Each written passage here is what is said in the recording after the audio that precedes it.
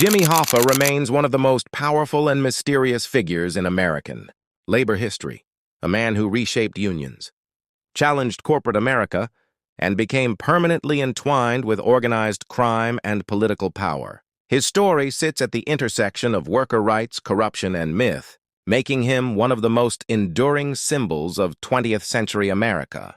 Born in 1913 in Indiana, Hoffa rose from blue-collar roots to become president of the International Brotherhood of Teamsters in 1957.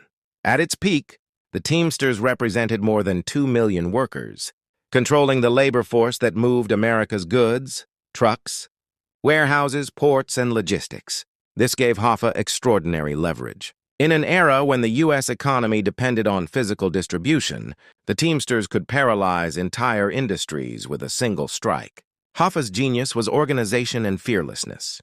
He aggressively expanded union membership, negotiated higher wages and benefits, and positioned the Teamsters as the most powerful union in the country. To many workers, he was a hero who fought corporations head-on. To the federal government, he was a threat. Hoffa openly defied politicians, including Robert F. Kennedy, who made taking him down a personal mission during his time as Attorney General. But Hoffa's power came at a cost. To maintain control and influence, he developed deep ties with organized crime families, particularly in Detroit, Chicago, and New York. The Teamsters' Central States Pension Fund, worth hundreds of millions of dollars, became a financial engine for mob-backed construction and casino projects, most famously in Las Vegas.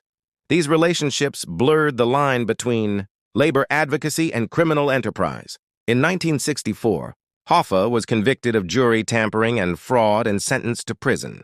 He served time until 1971, when President Richard Nixon commuted his sentence on the condition that Hoffa stay out of union.